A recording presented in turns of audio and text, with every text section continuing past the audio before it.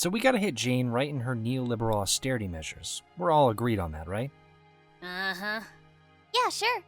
Now she's gonna spin some shit about supply-side economics, but we can't let her control the narrative on that one, because the first thing that's gonna happen when she begins deregulating the baking industry is that some sweet dumb crocodile down in Consortland is gonna start putting sparkle glue in the cupcake mix, which isn't even the real issue. That's just surface issues.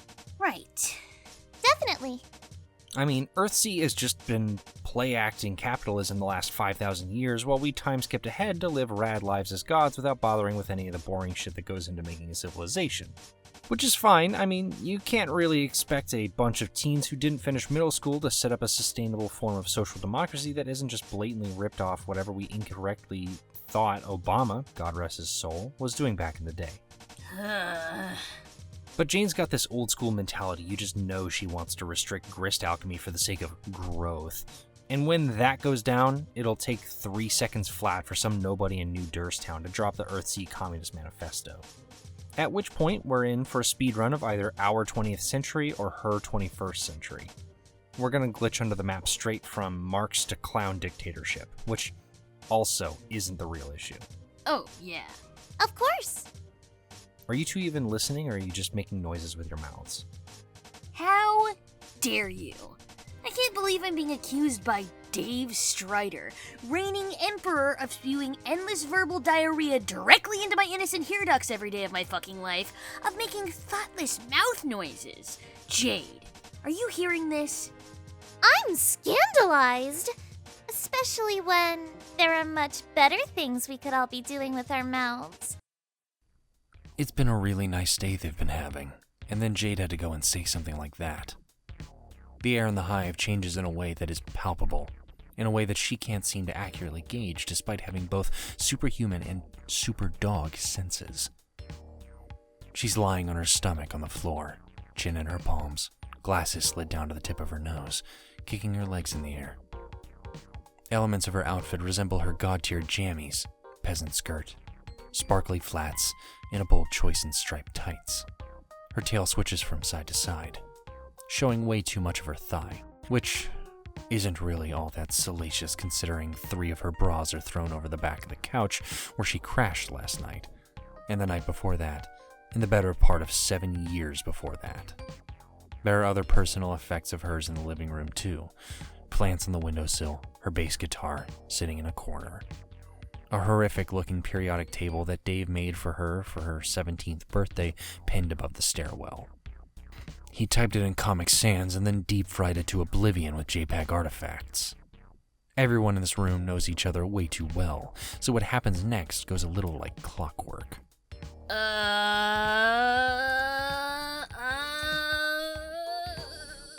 Says Carcat for like 30 seconds straight as he retreats into the bulk of his sweater. He scoots a half foot to put his back against the couch when Jade pushes her glasses up to the bridge of her nose and looks at him. And Dave, with his preternaturally perfect timing, sweeps a hand over his tablet to bring up a new PowerPoint slide on the TV. He returns to his Comic Sans written political presentation, gruesome artifacts and all, with the grace and proficiency of a man who has diffused an awkward situation in his own household many times per day, every day, for many years. Anyway, we all know the real issue is troll reproduction. This election season is going to be so jacked up with dog whistles, Jade will never sleep again. Yo, get ready for this top propaganda hits of the year. Alternia, brutal eugenics-based space dictatorship. Not untrue. Troll Homeworld, Lord of the Flies nightmare scenario where kids murder each other just to get the chance to get to grow up and murder other aliens instead. It wasn't that bad.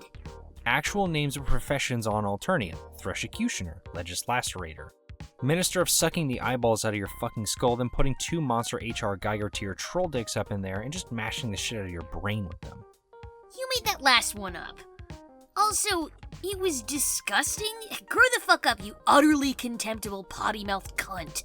Also, you know trolls don't actually have 2 dicks, Dave. That's an offensive stereotype. I know, that's the point. Keep up, guys. Ready for another one? Trolls literally ate babies. Only the defective ones. Like you, my dude. Yeah. So that's why our campaign can work. Huh. By the way, I'm going to be giving a long-form exam at the end of this to make sure you're retaining info, because this is only, like, the most important thing we've ever done collectively. Aside from creating the universe, I mean. It's not that it isn't important, Dave. It's that, like, the method you're using to communicate it is kinda inefficient and boring. You mean words? I mean your words specifically. We already understand the issues at play. You don't have to explain it to us over and over again like we're 12. Right, Carcat? Are you asking me whether I've heard this exact speech, almost word for word, including rehearsed versions of both the colorful metaphors and jokes 10 or 20 times already? Because the answer would be yes, of course I fucking have.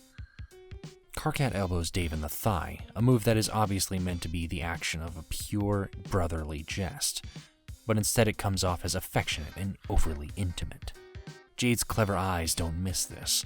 Her pupils follow the motion of Carcat's arm, and then they follow the movement of Dave's mouth, as he smiles in what he probably thinks is a totally neutral expression that reveals exactly 0% of his true feelings toward Carcat Vantus.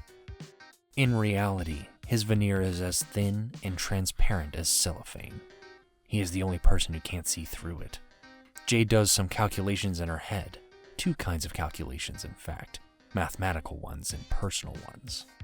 So, do you want a projection of her first year's hit on the economy down to the decimal with a 0.3% margin of error?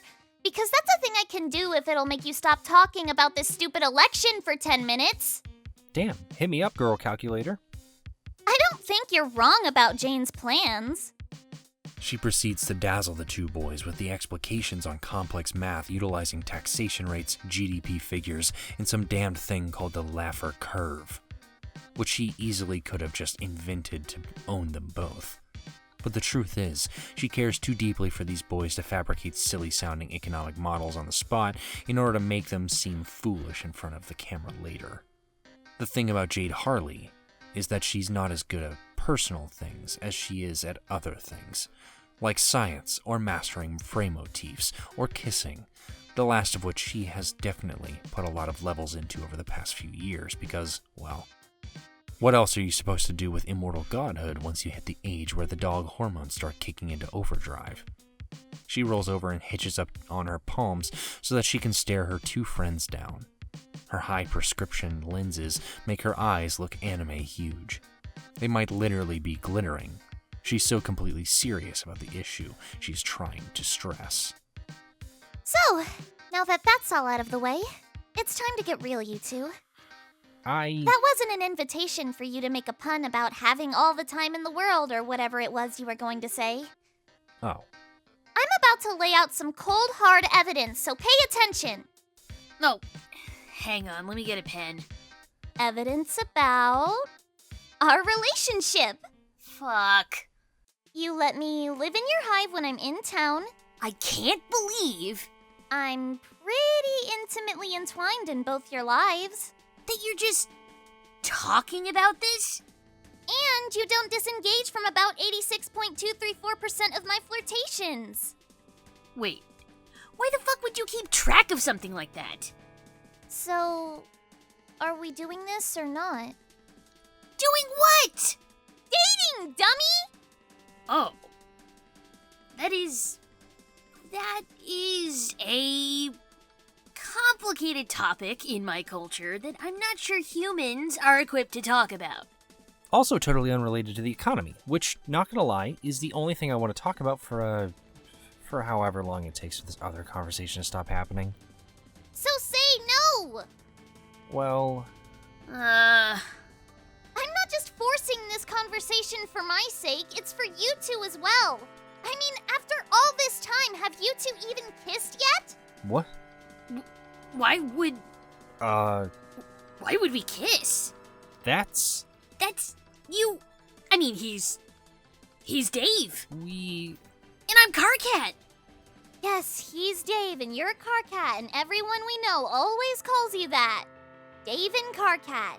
I can't remember the last time I heard anyone mention one of you without the other. The two of you have basically been together since your days on the Meteor. It's so obvious. Together, yes, as friends. Yeah. Very close friends who understand and support each other on a deep and empathetic level that goes beyond hate or pity. You could even say that our relationship, transcends quadrants. Yeah, not gonna lie, Carcat, but that sounds totally kinda gay. You humans and your unfathomable gender-based quadrants. Jade facepalms. She does it a little too hard and slams the bridge of her glasses into her forehead. Ow! Anyway, weren't you dating that carapacian couple last time we checked? Jade drags her hand down the bottom half of her face and sighs. Yeah, for fun! I'm 23. Don't you think that's a little old to still be dating for fun? Wait, you're saying we aren't fun? When's the last time either of you left the house? Jade sighs and crawls closer. She takes one of Carcat's hands in hers. I think we'd all work good together. In her other hand, she tries to grab Dave's wrist, but he flash steps to the other side of the couch. She pouts at him and keeps holding Carcat's increasingly sweaty palm. And I think we've been dancing around that for years now. I want to try dating for real. Have you ever considered, sorry if what I'm about to say totally blows your mind, dating a single person for more than half a sweep for reasons other than initiating the concupiscent exchange of fluids? Jade's grip on Carcat's hand gets a little too tight, but her big-toothed smile remains flawlessly pleasant. This is a common sort of exchange between them, and could easily be considered flirtation on several different metrics, especially considering the history between them and the sheer level of black flirtation that Carcat accidentally indulged in during his insecure youth. He doesn't even pull his hand away. Okay, first of all, don't slut-shame me, fuck-ass. Second of all, that's what I'm trying to do here. Third of all, Carcat, aren't you from a culture where people are expected to engage in romantic relationships with up to like 5 people at a time? That's not the same thing at all. Oh yeah? Explain the fundamental epistemological difference. What the fuck? Okay, Jade, I think there's a flaw in your approach here, because you seem to think winning an argument on super clever logical grounds is going to get a couple of dudes to break down and fling themselves at you in, like, a sexual way. Well, it usually does. Oh my fucking god. This earns Dave a look. A long, sad one that Jade is messing with her glasses again so that she can peer right at him and apply some more of that faulty personal math to his facial expression. Dave, What? is this about Obama? What? No, Dave, are you in love with Obama? Jade, Jesus, where do you get this shit from? Is it about Jesus then? No, Jesus wasn't even real. I know he wasn't real. Wait, are you saying Obama was real? Yes, Obama was real. He was the president. All this time, I thought Obama was like an aspirational fictional character that you modeled your life after. I can't breathe. Like Snoop Dogg or Nicolas Cage. This is fucking incredible. They were both real too. I know that you grew up in an isolated island in the middle of nowhere and everything, but didn't you have, like, access to the internet? Wow, well, I'm sorry I wasted my whole childhood filling my head with pointless things like astrophysics and century numeral systems that allow me to do complex equations in my head. No, dude, that's kind of fucked up. Carcat, stop laughing. Jade's fucked up childhood isn't funny. Yes, it fucking is. Also, screw you for saying it's not funny. Why is it like some sort of tragedy how she was raised? Because she was raised alone by an animal? I was raised alone by an animal. Fuck off and let me enjoy this. Carcat has finally pulled his hand away so that he can clutch his stomach. He's laughing so hard. Jade gets up and stalks over to where Dave is awkwardly cowering at the other end of the couch and snatches his tablet from him. There's a ripple in the room that makes it clear their god-tier powers have just clashed against each other. He shifts his arm through time and Jade warps the space around them so that she's the one holding the tablet. This is not the first time they've rearranged the fabric of reality for a petty reason like this. Karkat permanently swore off playing board games with them. The moment Jade brings the paint program up on the television, Karkat stops laughing. No. He tries to grab the tablet from her, but she's hovering well above the ground and he simply is not tall enough to reach. With a shit-eating grin and delicate care, Jade begins to draw a grid. I'll put this in terms Karkat will appreciate. Check it out. Jade, I swear to... Karkat jumps and tries to grab her skirt, but she swims through the air with ease, giggling as she doodles. You better not be drawing what I think you're drawing. Her artistic skill at the advanced age of 23 still leaves something to be desired, but it's pretty easy to produce recognizable caricatures of 3 people in the room right now. She gives Karkat a pair of fuzzy, angry eyebrows and starts drawing other lines, sinister lines with salacious meaning. It's exactly what Karkat fears, a shipping grid. Stop! Cease! Desist this moment. Do not draw one more line. Oh no, I'm drawing a line. Karkat better stop me before it goes all the way from my mouth to yours. Karkat catches the back of her shirt, and she goes plummeting weightlessly to the floor, still laughing. Karkat tries to wrestle the pin out of her hand, but all he accomplishes is turning the red ROM trajectory between her and Dave into a red ROM loop-de-loop. See, me and Karkat have great black chemistry. It is not black chemistry, you horrid non-chitinous windbag. Jade and Karkat roll over each other on the floor, and he gets a mouthful of her hair for his trouble. Jade comes out on top and sits on his back, humming to herself as she crafts her grand design. And now that Dave's all chill, he'd make a great auspicious. She says, cheerful and oblivious. No. Because you and Karkat are kind of like Moirails. No. And you and I, well, you know it's always been pretty flirty. Jade? Except... Jade finishes drawing a shaky heart directly onto the paint program. It's so big and bright on the TV that it fills the entire room with red light. Karkat raises his face and stares at it in utterly bereft horror. The sick light makes the bags under his eyes look like divots. In this model, troll quadrants are dumb, so we all kiss. I call this political arrangement fully automated luxury polyamorous space-time communism. No one reacts. Karkat is defeated completely. Dave has just crossed his arms and pressed his mouth into a thinner line than usual. Jade's ears flatten and she huffs. It sounds a little like a dog whining. Oh, come on, that was a good one. It's politically relevant in everything. Jade, I'm not going to laugh at your made-up ship name for this imaginary threesome that's not happening.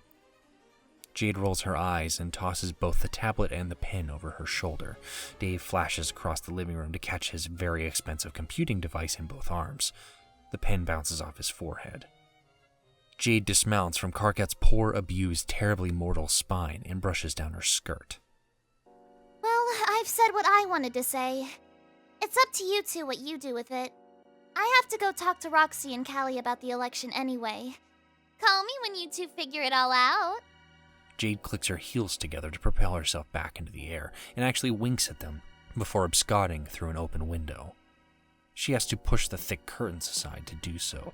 Karkat hisses when the light spills over his face. What Jade leaves in her wake is not quite the emotional scorched earth situation that she was going for, but a few of her needles have definitely gotten under some skin. Dave and Karkat both stare after her, silently caught in their own private rationalization spirals. Karkat needs to verbalize part of his out loud. Wow, what a crazy and totally improbable conversation we just had with our best friend Jade. Yeah. What a good thing for us that she's totally delusional and has no idea what she's talking about, huh? For sure. Dave offers Karkat a hand up from the floor. When their palms connect, there's a moment where something could happen. A little spark of potential.